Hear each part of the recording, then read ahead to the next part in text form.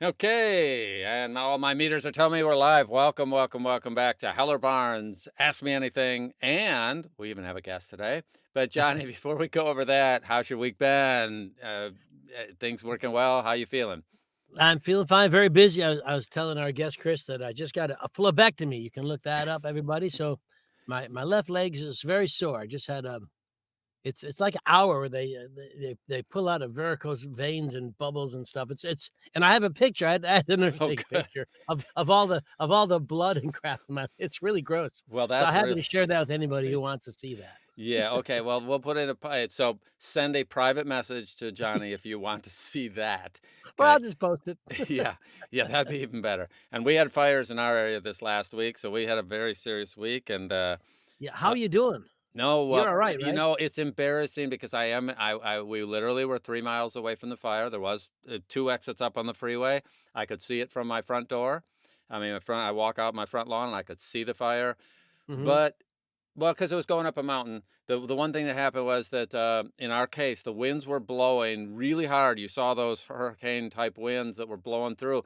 They were blowing away from us. So therefore, when they're blowing like that, we had zero risk in our zone, even though we could see it because the winds were so intense going the other direction. Wow. And other fires I've been here 4 decades now. I've had one time where the fire was, well, I'm surrounded by mountains. I mean, I'm in a valley and surrounded on four sides, but two of them are 10, 15 miles away. But one of them is less than 3 miles away. I'm in the upper corner of the valley. And there was a fire a few years ago, 4 or 5 years ago, that was in a place where the winds put us in a danger zone. But anyway, the perspective is this. I got nothing negative to say because people that I know directly lost their home. It's the worst disaster in this area over multiple decades. And a lot of people are hurting right now and have had terrible situations. And so we are thankful. And then our job now is to try to help and assist those, including our friend. I'm drawing a blank on his name. What's his name? Um, oh, gosh. Simon Vance? Simon Vance lost his house, so I've had a Yes, he sure communications with did, yeah. him saying, he already had a place to stay. I did offer him a place, but he already had moved, was Yeah, yeah. relocated, and I volunteered to help him rebuild his studio. But it's going to be a year or three. I mean, it's one of these things that rebuilding is not something that happens in weeks. So if you ever hear me whining, just remind me that like all of us, at some point in our lives, we deal with that. So I don't want to dwell on that. In that we are totally safe. All focus should be on people like Simon and the others that are And and really in and some people tough still in harm's situations. way. Yes. Yeah, So it's so sad. But so on that happy note, we yeah. should So let's we introduce our we guest and we should talk turn about the things good around things. So and and there's head to Boston where things are pleasant. Yes, and so, I'm gonna bring in Chris, and then we'll talk about Chris here as far as Chris, welcome to the show. Happy to see you here, and I hope you heard that we were just talking about non-fun things, and so you're here to talk about fun things and good things. And Johnny, how do you and Chris know each other? Because I think you go back a couple weeks. Is that correct? Yeah, we go back, actually, over a decade, more well over a decade. Yes. I've known for a very long time. Oh my word, yeah. When you think about it, we haven't been best of friends, but never enemies, always friends. Um, I think I met Chris when he started coming to, some of my workshops, Splendiferous workshops in the, what do you 13, huh? 13. 2013? Yes, sir. There you go. So there you go, see? So that's how I know him, and Chris is now, he's always been a working actor. Now he's big in the audiobook world. He has Leonardo, which is we'll talk about that. He teaches, he coaches, he works at publishers. It's just so many things. I'm very excited for him and all the things he's doing. And I will say, you have to know Chris because man, you can't go to a social media and not see one of Chris's posts. You guys are really super at marketing. I mean, Not working. you're there. Not working, Johnny. So, and I appreciate you seeing it. I Well, haven't taken any courses Lots yet. of work, nothing coming back, but, it's fun. This is fun. yeah, This is fun to do this all day long. Done, done, done, done, done, done, done. yeah. I'll come in and coach ones for you if you want. How's that? I'm sure we'll have that happen. Yeah. So how did you two so, Chris, how did you meet Johnny as far as what happened? The first, he was promoting before the first APAC I went to in 2013. So I think that event was up by the Lincoln Center. If I'm Oh, that was at the was that the Beacon Hotel? Yeah, I think you rented a place up there. Yeah, that's And the a Beacon, large spot that in was Vegas. the That might have first. been 13 or 14. One of Yes. those. But I started going in 13, and I remember because 13, 14, and then 15 was in Chicago, maybe. Yes, I think that Yeah. was 15 So or 16 was Chicago, yeah. yep. So yeah, I just started you know uh learn if you're a little bit a little bit then. I even attended something. We had some crossover where you were teaching in Chicago at SAG, and I had gone to one of those events in the early days. Oh, that's right, So yeah. yeah, you as an industry pillar, I was learning before the proliferation of not only during COVID, but like of home studios. Like Right. that was just the very beginning. I'm sure we'll talk a little bit about ACX being like one of the um Yeah. but like, that was when we just started having home studio spaces. And so it was really important for Johnny to kind of give us the news on what the real deal is. Now here's a question though. You had been an actor before that, is that close? Yes. Okay, so Yes. why in the world were you going to workshops? I mean, this is crazy. You already knew everything, didn't you?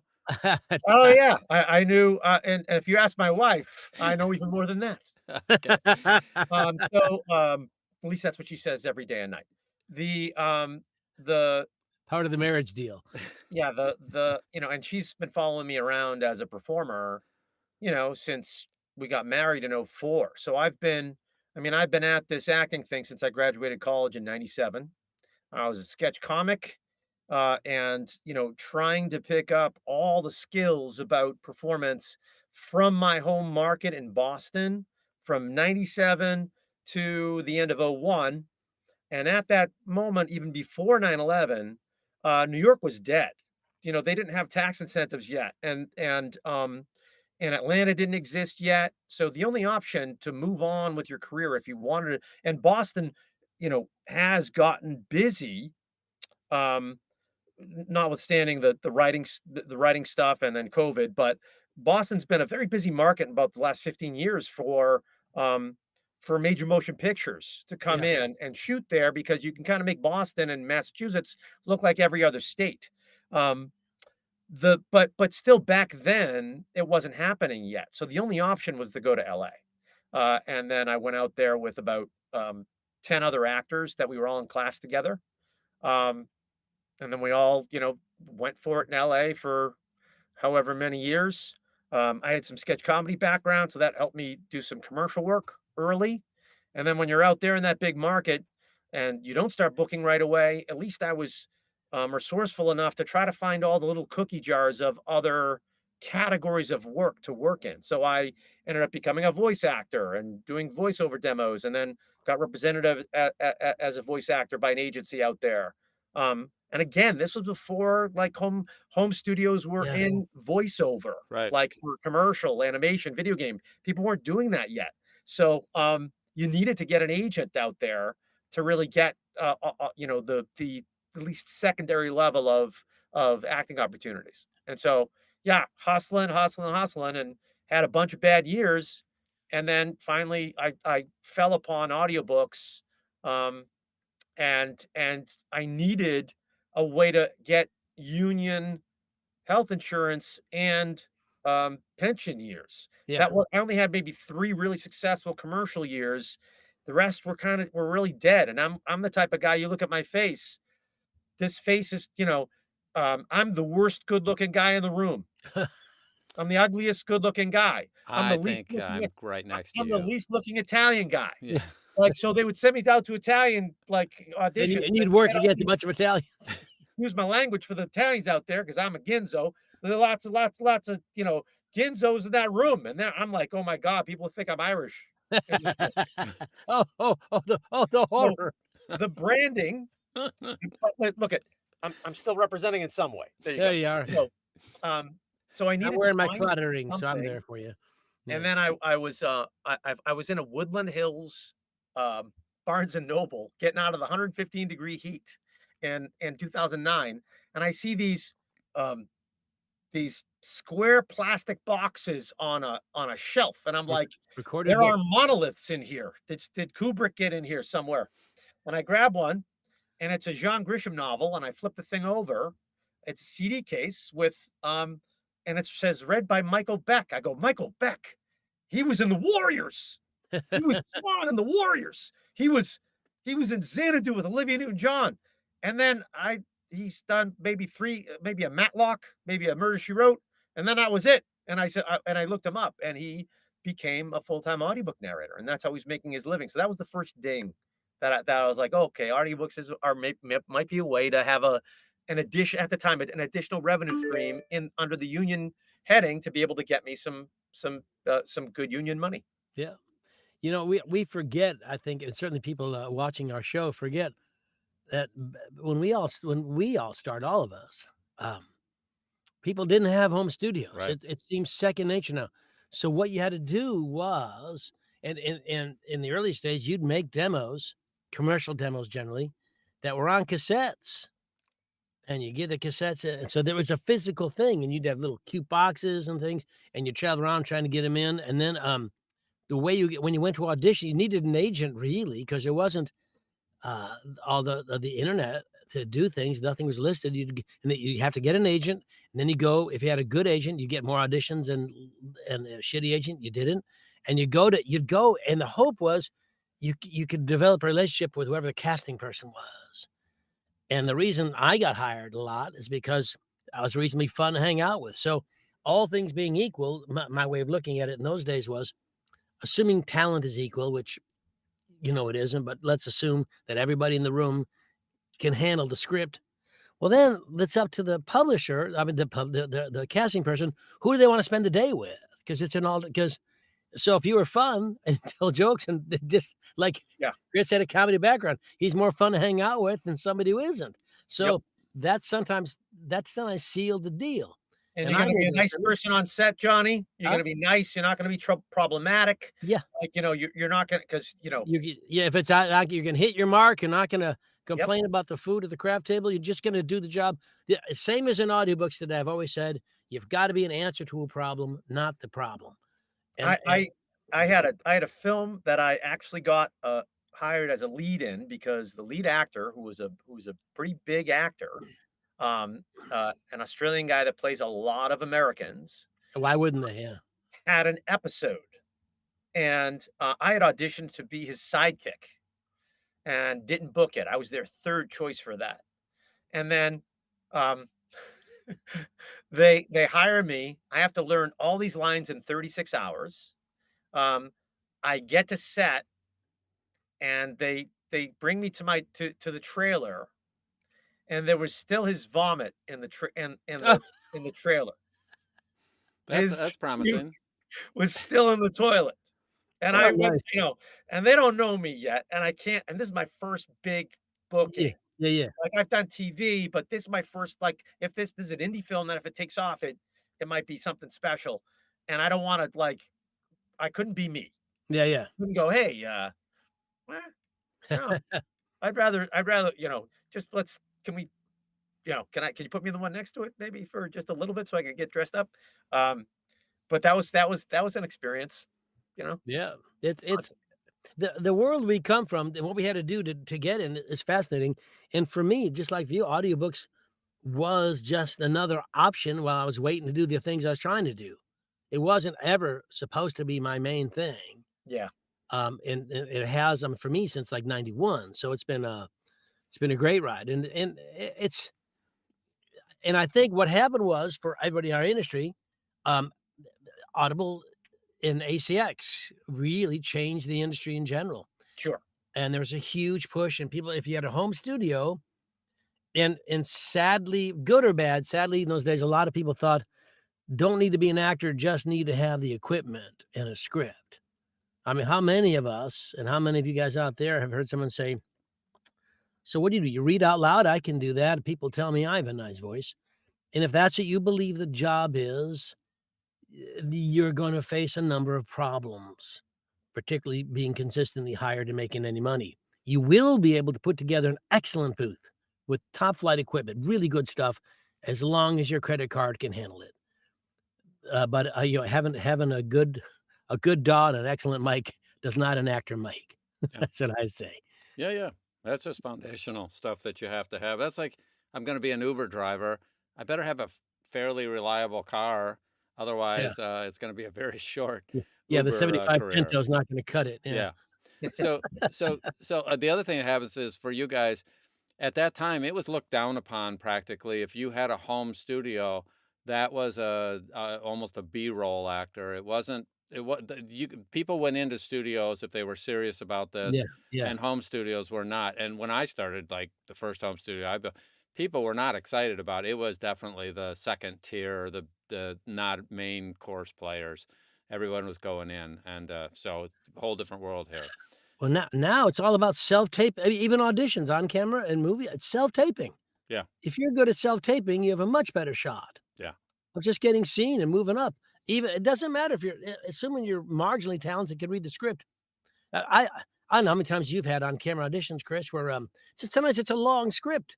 Yes. And they give it to you on Tuesday and say, you know, get it into us on Wednesday, and it's like, what, you know, I can't.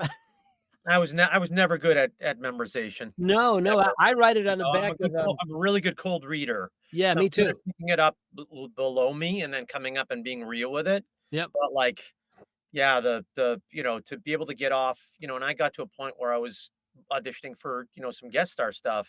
But that stuff is it's just to do um it's one thing to get over the nerves, but most of those nerves are because you're not confident that you know your lines. Yes, yeah, it has no nerves about the scene, it's everything about if you mess up a line, and sometimes you don't know if the writer is the one casting you, Yeah. and then what do you say? "Geez, I forgot half your words," or you change your words because you think, you and I improv guys, so we're gonna make it if it's not funny, we'll make it funny, Yeah. and sometimes Try. that isn't people don't like that. Yeah. Well, I have a question for you, Chris. So if you were Sure. starting over today, you would never go to a Heller event or take any training, would you?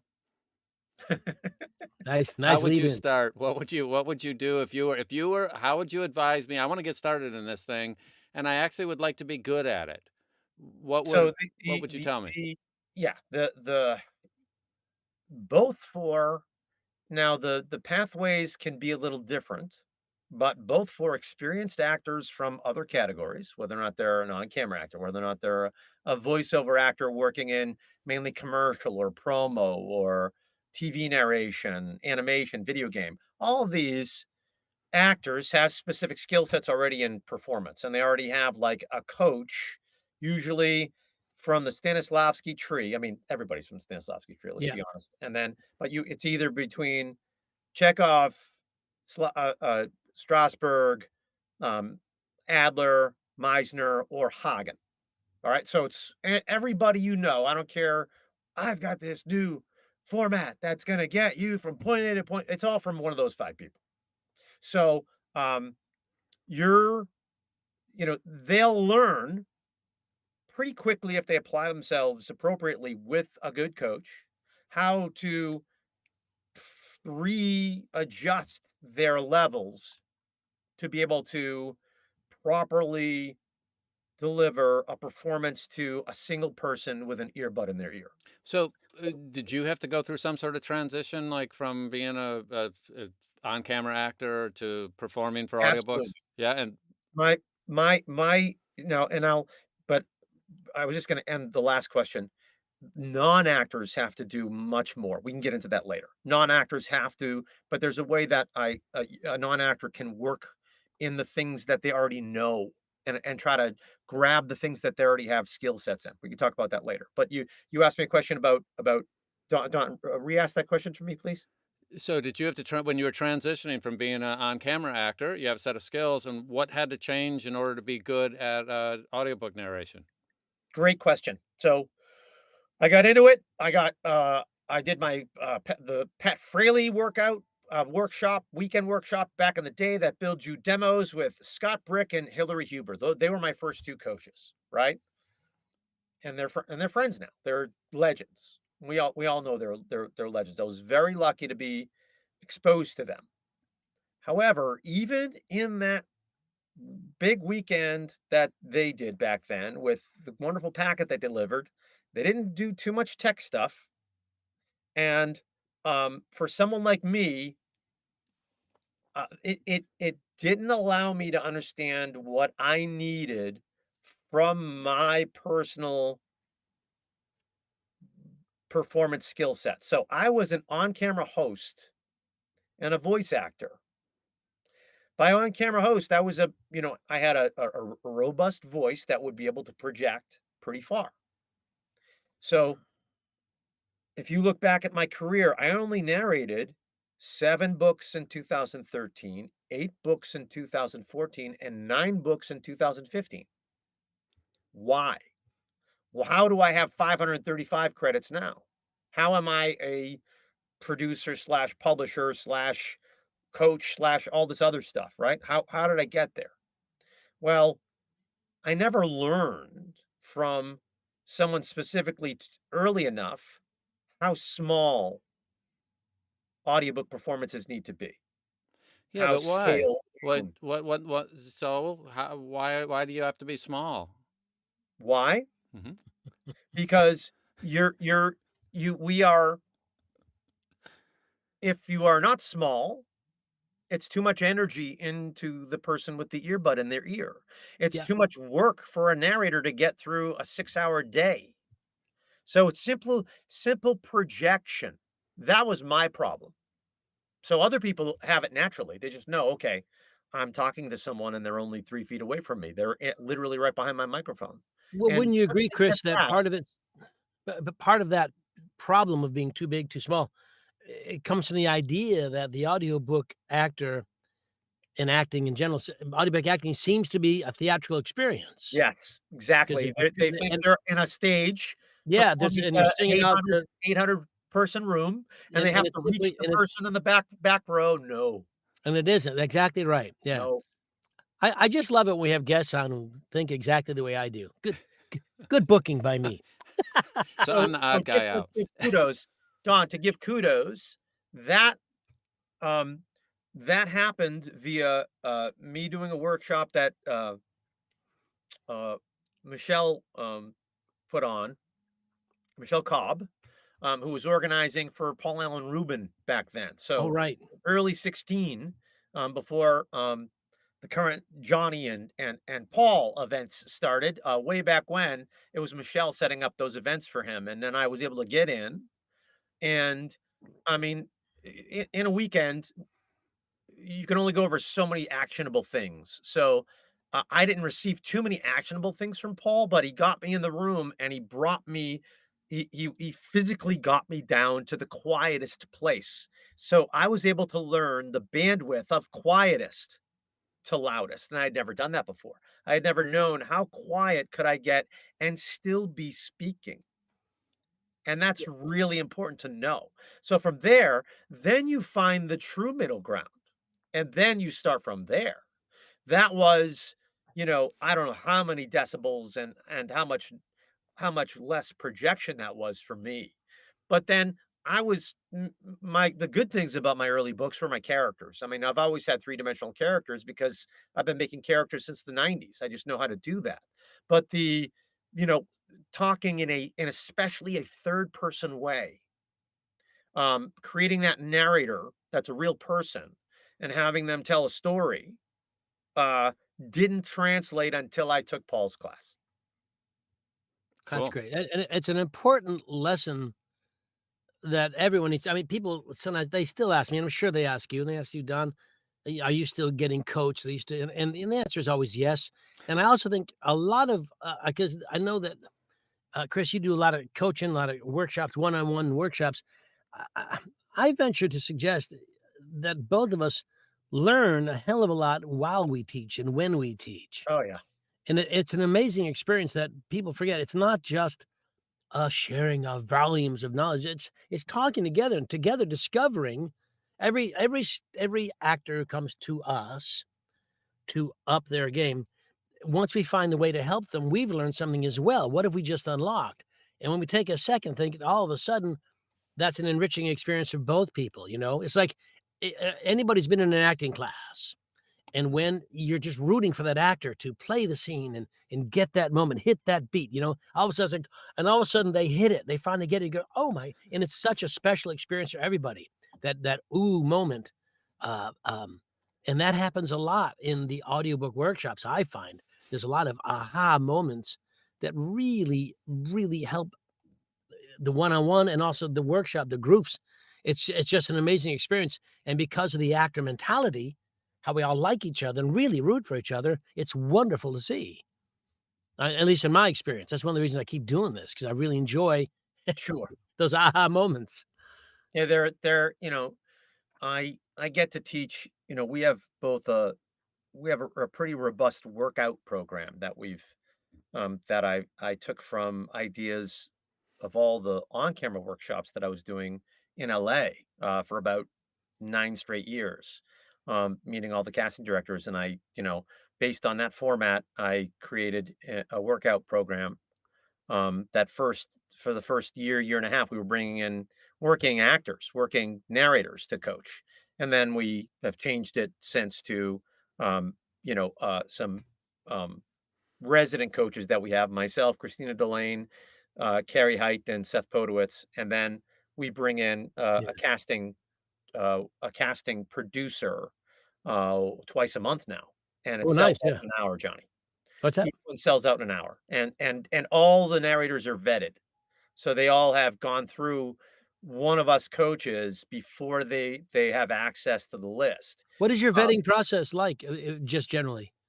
I'm curious. Working with one of the coaches. So it's not expensive. All of Uh, our the coaching program is built so that people can, for a very short amount of money, continue the good work in their career and stay tethered to coaching. So they don't have to do full privates. Yep.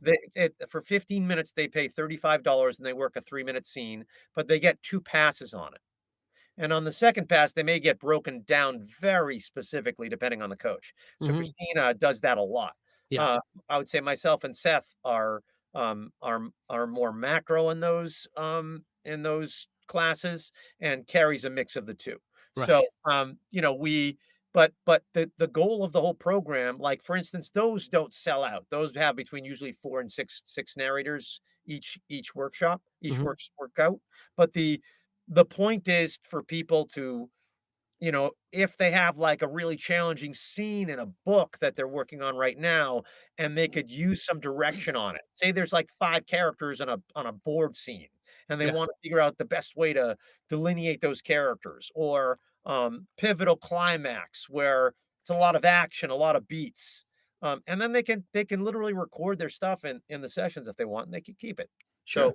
So and I always encourage people to do that anyway, just for reference, not Mhm. necessarily for that audio, but like, that's the that's like the so we have 2 different tiers of prices that people, depending on what they wanna get access to. That's great. I mean, I will say that we've known each other a long time, and I don't remember when you started. You'll tell us when you started Leonardo, but I have to say, I mean, here's something else. It's not. I mean, here you are on our show. I'm totally happy if someone goes to a coach like you. I mean, there are a bunch of coaches. I don't love all of them, but the ones I know that I know I can respect. If somebody studied with you, I think it's great, and I think what you're offering is great because you're not charging a fortune, and your plan is good, and your ideas are good, and your heart's in the right place. So I'm 100% behind what you do. One of the reasons I wanted you to come on the show to promote you and Leonardo. I think it's great things. Can you tell us a little bit? We'll go back over some stuff. We have plenty of time, but can you tell us a little bit about how you started Leonardo, what it's about, and the publishing arm of it, the hiring part? Sure, I think once we get to a place, I say we, like you and I, when you're get to a place where you're narrating over, say, 200 books, right? You get to a decision making place where you decide whether or not you want to be a producer. You know, um, you are doing, you're doing events across the country at different locations, and I know how much work that takes. So we all have to make like certain choices as to what we choose to do. Yeah. Don, you've got like evergreen programs and you're a master of 2 different tech things. Like, we all have to make these choices on what we do, right?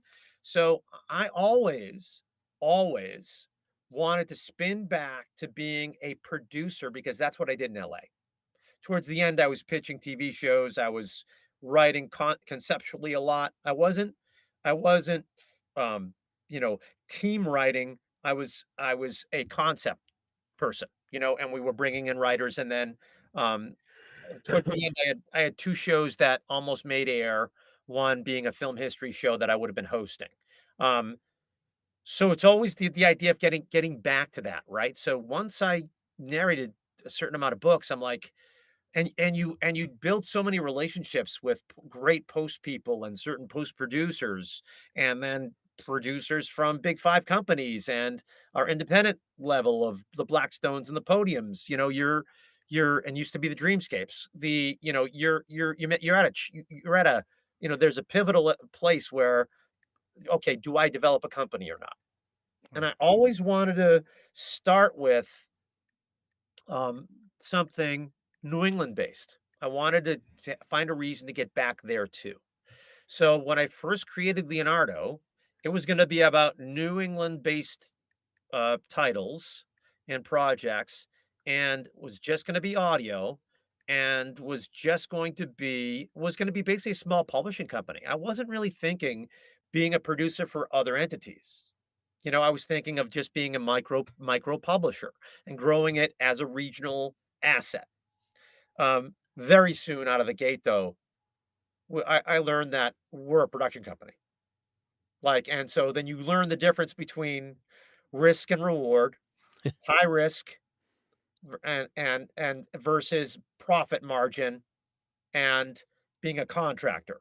So I learned pretty early that there needs to be a balance between production jobs that I'm coming in as the ringer, as the project manager, and making sure the book kicks butt, and then handing it back off to the owner, and then I make a little bit of money so that I keep the wheels moving, and then Right. you take those assets, and then you maybe pay an advance for a great book in audio that you're putting all your marbles, you're putting all the chips onto the table for. Do you find yourself competing with some of the bigger publishers for titles?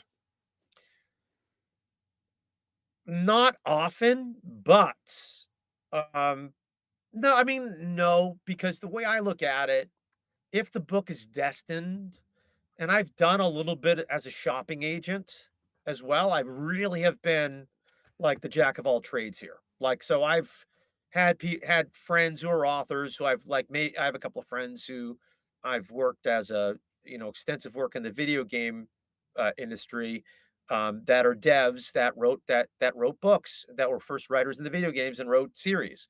And I, at first, for free, total free, I shopped their stuff and got them landing spots, and I'm like, "Okay, okay, this is a skill set. Maybe I need to get paid a little bit of a percentage on this."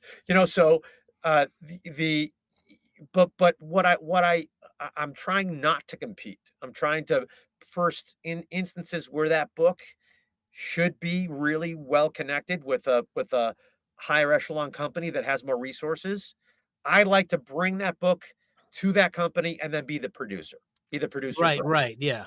so that I can help it along and make sure that it's getting the attention that it deserves. And I So it's think, a Simon and Schuster book, but Leonardo's doing it. That idea. yes, that's the idea. And then I can help shepherd, potentially, like, just to have a send over a one sheet to the marketing company so that Mhm. they're not working from scratch. Like, understand, oh, I've already done a deep dive on this book and understand this IP and understand this author, and these are like the 6 or 7 points of nature that you really should be focusing on, and then they can do whatever they want. But Yeah, but at least they see it. So I'd like to right. clarify something. A lot of people out there don't realize that a Simon and Schuster has essentially, we'll call them subcontractors, and sets of books that they're publishing under their name and their brand.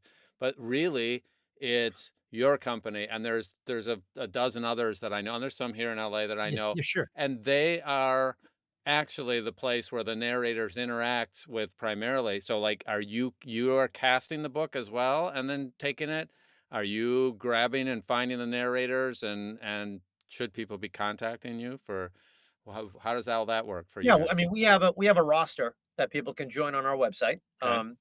It should list that, our the thing about a company like us is, for frontless titles and titles from What? independent authors that were getting paid, if I'm the just the producer for an independent title, if we plan in advance, then we can get those people in studios all across the country. However, most of the time, we need to work with people in home studios and trust their sound. We need to trust their tech.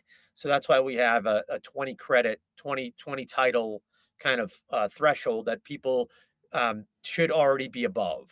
Okay. And that doesn't have to be all publishers. It can be ACX titles because it means that somehow they're getting it Yeah.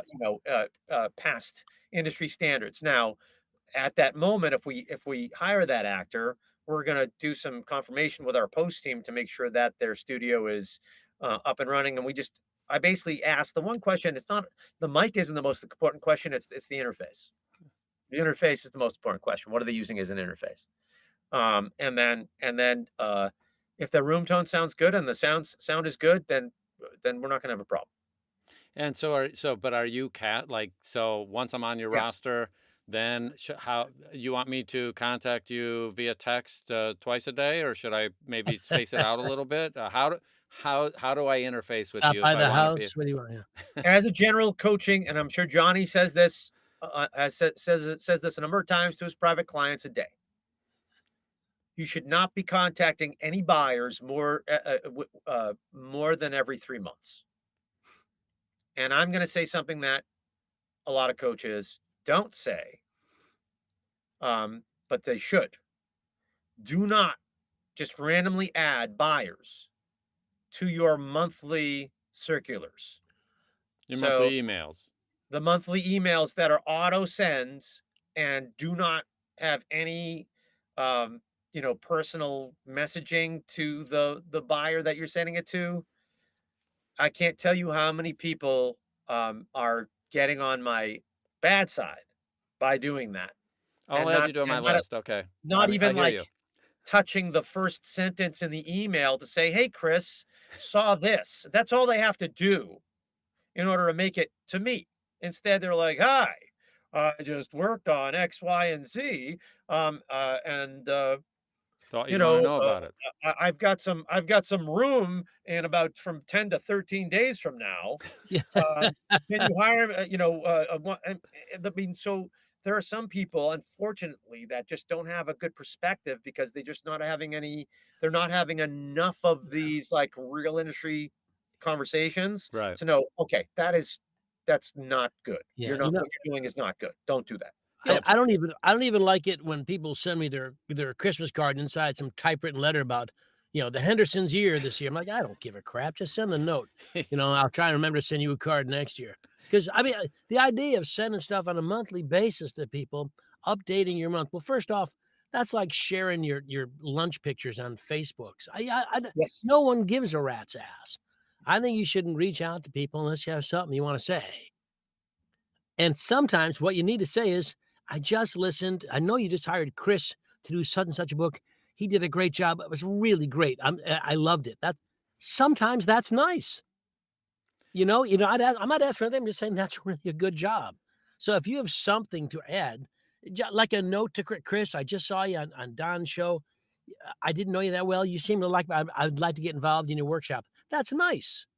You don't have to say, what job have you got for me? Everybody who can hire an actor knows when an actor sends the email, that's what they want. They know it. It's not a big secret. So try to gear your letters and emails and notes to them. Make them make some sense and don't just be another person, especially those. You're right. Nobody likes getting those monthly things. Do a little research. Yeah. Remember, you're making a connection to an individual. You're Right. creating a relationship. For Yes. me to just see a newsletter about nothing that I'm ever going to be interested in, nothing, Yeah. And you you didn't know, sign up for it with no hook. either, right? You have no Don. They have no hook for me. Like what is this doing for me? Right. Yeah. Yeah. Yeah. Well, That's what they should all be empathetically asking. Put yourself in the other person's shoes. What does this do for them? right. What you want to do is, there are a lot of coaches who are better than me at teaching like keyword stuff and subject headings, but those are the key things are making sure in your emails that you're targeting the things every 3 months that if they happen to like if the ships are passing in the sea at the right time and you have that accent skill that very specific accent skill is needed. You want to be able to have the timing happen. Sometimes it's not going to happen. Every once in a while it will. Right. But your goal is to keep on, if you've got a really new demo that you love and you found a breakthrough in your performance skills, that's once every 3 months. Okay. Reminding people that you exist. That's really important, but that's enough. Anything more than that is not, and then I've had these conversations with because I'm the audiobook steering committee member, the board member for NAVA, right, for National Association of Voice Actors, and we're doing a lot of really good work in the AI space, trying to create fairness with AI on a lot of different levels. But I remember I spoke with a very experienced actor, a voice actor, who's kind of rambunctious and boisterous, has a lot of energy, and but he was inundating me with like those monthly emails, and I just suggested to him, I don't think it's doing what you want it to do for everyone, Right. and his reaction was argumentative, Yeah, but you and don't it's know kind of like, anything. Why okay, are you telling me? but yeah, that person's not going to work for me. Right. So that's the message. The message is I am of one person. I I'm I may have a few things that I'm an outlier on, but most of the things I'm an aggregator. That's my whole style. My whole style is talking to Johnny, talking to Scott, talking to Simon, talking to Hillary, talking to Aaron Bennett, talking to like experienced actors in our industry and figure out, hey, how do you do this? What's going on with this? And then talking to all the experienced coaches if I can pull them to aside if I'm thinking of I do polls. Yeah. I'm a polls guy, right? So I'm really I try to not be an outlier at all. I try to like take the aggregate and teach the aggregate Right. so that everyone is down that line. I think it's okay to be an outlier. I just think that if you're to play the percentages on making it in this industry, and you're especially coming from another industry into our industry and becoming an actor from like being something else, you got to play the percentages. You're not going to be an outlier, Right. right? We know who the outliers are and why they're outliers. Usually outliers are outliers because they've got a very specific skill that allowed them to wheedle in there and like make something special right away. But it was because of a specific skill set that they had that translated very well into what we do, you know? Yep. So if I send you an email and I have what the things that I've already heard what you definitely don't want, you want it. And here's the funny thing, because we talk to a lot of people on this show, and some want a month every 6 weeks, some want it every 6 months, some want. And I think one of the tricks for people that are voice actors are they've put together their own thing to figure out. Johnny doesn't want to hear from somebody except for once every 4 months. You like every 3 months. Somebody else likes 6 weeks. Some say they like to hear that you have pets. That's not most. But you better understand, if you're sending something to that person, that they are the type that wants to hear about your hobbies and things, and most of them don't. And if you're not tracking that and you're sending your generic newsletter to all these people who didn't ask you to send them the generic newsletter, that ain't gonna work. Yeah. So I try. So I put together the reason why I do the casting personnel workshops is not for me.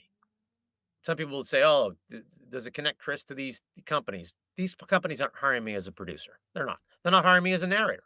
They're not. If they are, it's by chance. Everyone. This is more about. I do it for the people who are experiencing our workouts. I do it as a gift to them, so that they can get more access to buyers in the industry and know what they want. So what I'm most if I could say something that I'm most disappointed about Sure. with our workout program, and this is something that on-camera actors know, and stage actors know, and anybody else doesn't.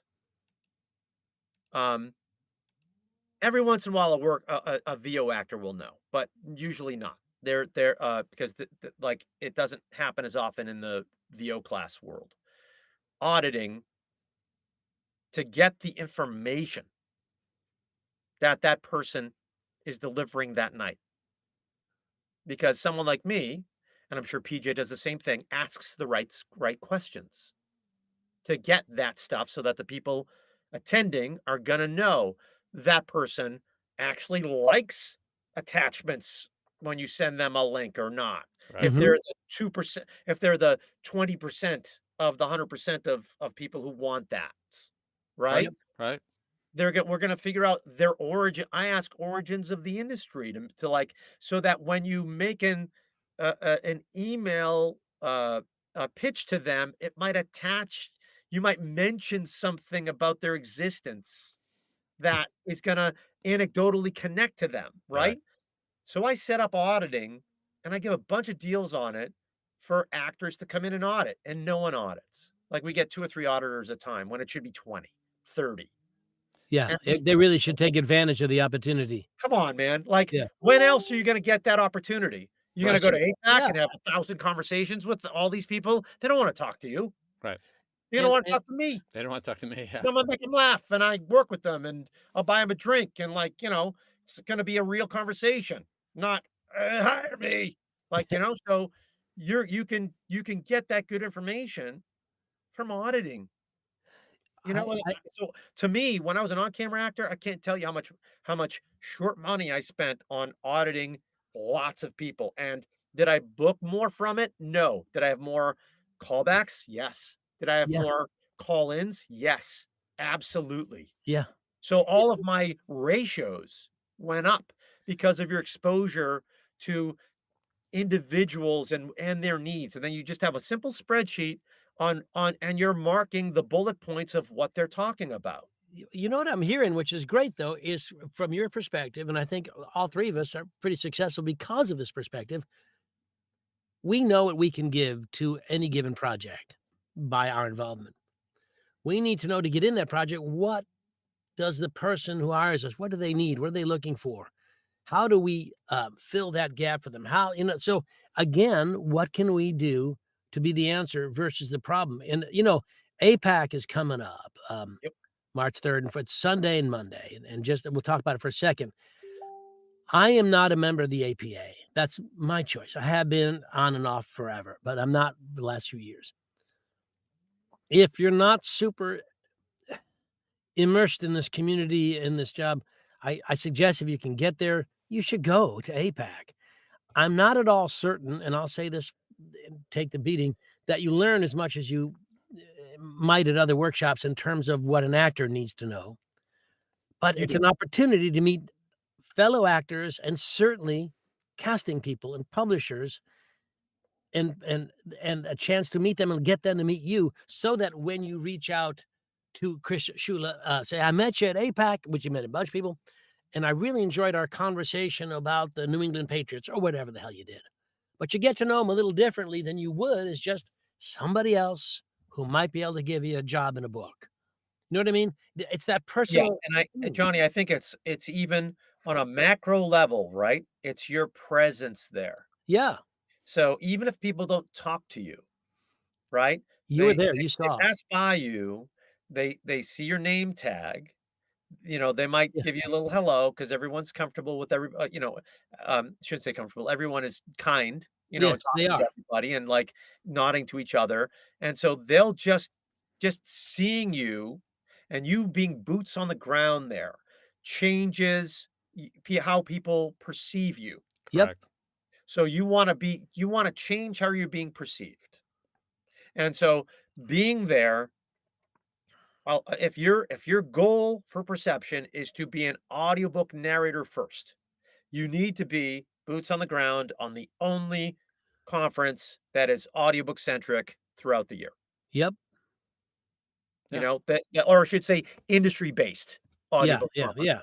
the one that is run by the APA itself. It's run by the publishers, yeah, the people you need to meet. I mean, that's super important, and I know it costs money, and I know New York's expensive, but, it's all an investment in your career, and I think it's for example, you look at I looked at Leonardo and, the website and stuff. Chris is not asking a lot of money to give you the information he's giving you. His workshops don't I mean, he does a lot of them. I assume he's making I assume he's making money in because he does so much, but he's put together an excellent coaching staff. I know Seth and Chris. I don't know, I forget, I know Seth and Chris and you. Who's the young lady I forgot, who works with you? Christina Delane. I don't think I know her, but I know Been you, doing and it I longer know than I have. yeah, I'm just saying that he's put together a good group, and it's something you should consider, especially the option to audit. Why would Well, you not? yep, I have to jump in here on that. Can you drill down? First off, some people might not even understand that there's this concept of auditing. Like, Sure. Okay. they don't even know you can do it. So how would if I wanted to audit some of your classes, how would I know in advance that I could? Do I qualify? Hey, Chris, can I audit your class? I want to audit one of your classes that cost money. So let me describe what the things that we do in general, right? So there's two things that I'm outside of private coaching that all of us kind of do. I'm sure it's sprinkled on throughout our weeks. There are two different formats that we have. We have a workshop program and a workout program. So the workshops are basically, I added a fifth component, but it isn't part of our. We're rebranding it as a fundamentals package with two different levels. So the first things that I teach are business, so the biz of the audiobook business, and then I teach book prep. So those two things, and some of the things I'm saying in the business class are very specific to my journey. So like I've tried to design this program if I could get purposely the perfect class out there. And all the stuff that I teach in the workshops are one-offs. They get at least a 20-page packet. For the prep, they get about 25 pages of reference materials. So these are all one-offs that they take that they do not have to come back to. They keep the references, they can refer to the reference packets, and if there's holes, then they might come back and do a private on something very specific. But the workshops that I teach are all one-offs. So that's the first tier. Second tier is characters. So we go over POVs of books. We go over, I'm an Uta Hagen guy, so we're giving a very specific method to get from under Uda's umbrella to get from point A to point B when we don't have a lot of time to create these characters in and out because with audiobooks, as we all know, time is money. So how do we make the most money based on a very efficient prep? We teach how to do that. And then I have a very unique um, archetype um, interactive experience that I coach in that class. So that's the characters class. And then obviously we have some there are reference materials for like how to build all the there is um a 20 characteristic page for character development, et cetera, et cetera. So there's some very specific things we do on that side too. And then it's a marketing class, so I do a deep dive into all right, when you want to get a buyer to know you, what's the best way to really do that? And we go over web presence, website stuff, branding stuff, you know, are you Coke? Are you Pepsi? Are you RC Cola? Are you Dr. Pepper? We go over this stuff and talk a lot about genre. Um, and though that I consider like the electives. So, but again, all my stuff one-offs. So you don't have to come back at all. So, that's the workshops. The workouts are designed more for regularly coming back. Nice So, job on regularly. ra la la la ra la la. So regularly, like it's to be efficient and consistent with Right. staying tethered to coaching in a very inexpensive manner. But So, that's like and going people to the even gym and working out, right? I Yes. mean, you can't why exactly. don't you just go So to the gym once and then get healthy? And so, John, we have two tiers of that. One is regular coaching with working narrators who are directors giving you, advice on a 3-minute scene, letting you do it twice. So it's not a showcase. you're being directed, and you're choosing, you're trying to take that direction and implement it. And then we have our casting workshops where you have industry people, mostly Big Five, Blackstone, Dreamscape, um, uh, uh, Podium, so that the independent tier and the Big Five coming in, and we do a 20-minute Q&A to Yeah. start, going into their origins, and then we do 15-minute blocks, 12 actors only. So the night is cut off at 10:15. It's not, so it just goes from 6:45 to 10:15, and then we're done. We're not it's not an all-night saga. So we are, but those actors are proving that they can take direction from, like, we have Mandy Ogle coming in from Harper. She's a director and she was a narrator. Like, so the stuff that people are learning and who you're learning from are like people who've gone through like that true process. So, So the and workouts are where I can audit? How do I yeah, get and then to your auditing question, yes, please. Sorry about that. So auditing is essentially you are a non-active participant. So if you audit anything, if you see a VO class out Like there, how you are in this show. exactly. So non-active participant, the you are, but we allow you. So for our auditors, I'm trying to promote more and more auditing. So I've made 2 concessions. So you can, during the event, you have to keep your mic off, but you can put questions in the chat box and we try to get to them. Okay. Secondly, our workouts for the casting personnel, we put together a narrator packet. In that narrator packet that we send over pr prior to the workout to, the casting personnel, has the actor's bio, their links, and their email. So we put together a full packet for these people. We're adding the auditors to that packet. So it's they're not listed as a performer, and if they're not vetted, they'll, it will prove, you won't be listed as vetted, but your information Yeah. will be on that packet. So if they choose to go through everyone's information, it's part of it. That's great. Okay.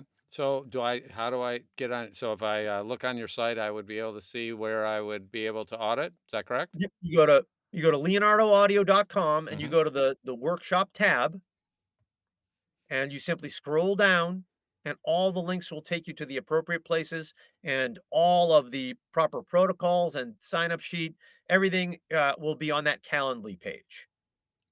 Cool. If anyone has any questions, they can email me. My email is chris@leonardoaudio.com. You're welcome to email me, and I will answer any questions you need and help you on board however you need. Yeah, that's awesome. That's awesome. We have workshops. So I'm doing the whole I can only do this stuff pretty much one half a year for the workshop programs that we teach, right? Right. Because I'm a producer publisher that is starting to work for Big Five companies. So, like, it's no time. This is me. They want me on the stuff. So I can't do all the other stuff.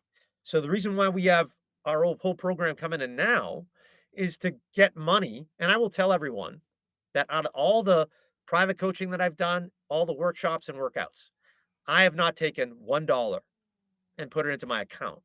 Everything's gone into the company. So the money that I've made as a coach is going towards advances for good books and putting the stuff back into the audiobook ecosystem. Mhm. So that is what our company is all about. And we're giving, out of the workshops that are coming up this weekend and next weekend, 10% is going to the Nava, California Wildfires Fund. That's great. So we are, and that's 10% of gross, not profit. So Mm, anything that comes in, we're going to do the math on it, and we're sending off 10% to our Nava GoFundMe. this is great. By the way, so everybody out there, listen, we're coming to the close here. I wanna thank Chris for being a guest on our show. I'm really, really impressed and really impressed with what's going on and really happy for you. And I wanna say I'm proud of you, but it makes it sound like I have something to do with it. I have nothing to do with it. I'm happy for you. Yeah, yeah, Johnny, you had a little bit to do with it. All right, I'm I proud of brought that you. little bit. Listen, I will tell you, after the first Splendiferous one, I brought 10 people to each the next two. I That's was a great. maven for you in the back when I still had mavening skills. Well, Now that I own and run a company, my maven skills have, like, deteriorated to, like, rat droppings. I'm hoping this is a give back in some way. Yeah. That because everybody should, I think, listen, I'm a coach. I have no problem if you study with Chris and do his workouts. I think you study with many different coaches as you can. Um, I just, Johnny, and I think, eventually I will say this, um, even what I want people you're exactly right. I love my students to train with you, to train with other coaches, just to get the different perspectives on how yeah, differently we all kind of came into this. It's just yeah, everyone has a different way, and the more methods you learn, the more you'll kind of find out which way you want it to be. But yep, what I find is missing from a lot of people is prep, is crap. like prep. Is poops. No prep is Prep. Oh, prepping. prep. Yeah, prepping like book prep. Oh, I God, find that okay. book prep is so Because I'm very full of a lot of crap. okay. So book I say that book prep is so varied. So when people teach a prep session, you should take as many different prep sessions as possible to get all the different ways you can mark up a script, up an Yeah, I annotate script, yeah, or maybe you're an Android user and you can't find the right um, software to be able to mark on your Microsoft Surface or something. Like you want to find these solutions. So go take prepping from like multiple coaches so that you can really find your workflow and find, just be as efficient as possible with it. that's Yeah, great. that makes sense. Well, thanks again for being here today, Don. What have you got coming up? Anything? Yeah. Well, you know what? Yes, but I'm gonna announce a whole bunch. First thing, Johnny has something coming up February 8th, I believe, if you're watching this live or sometime soon. And I'm going to be talking about that. Can you tell us about your workshop that you have coming up with the Ye- guy who Chris mentioned right in the beginning? You and Mr. Allen. What's going on with that? Paul, Allen, Ruben, and I will be doing, I think this is our third or fourth get together here in New York City. We'll be doing a 1-day workshop, February 8th. You can go to johnnyheller.com for information. It's a full day workshop dealing with acting in the scene to try to make you a more engaging, better storyteller using the text and using basic acting technique. Um, I'm certainly hopeful that you will sign up. There's room for about 4 more people, I think. Um, so that's February 8th. I also let you know coming up in May, one of my workshops, I think will be going. Uh, I was thinking Santa Fe, but I'm thinking more likely St. Augustine in Florida, which is a fascinating place. I'll let you know about that. Follow me on Facebook for that. And of course, the 10th anniversary New England Narrator Retreat is October 13th through 16th, just outside Boston. So that's all coming up. And there, real Harpo Speaks, my public domain book came out today, and I'm really, really pleased. Really? It's a Okay. long book, though. It's forever. It took forever to do it, but it's out, and I'm happy. And thanks to Karen Commons for helping me with that. She's wonderful. Everybody should join Narrator's Roadmap. Yeah, that's awesome. All right. Well, so we're going to be back next week, of course. And as always, we're super excited that you're here. Please share this. Please like this. You can put it on social media. Comments after the show are super helpful on the YouTube site. And as always, we look forward to seeing you on the wires. Have a great week. Talk to you later. Bye bye. Bye, everybody. Well, thank you, Chris. That was great.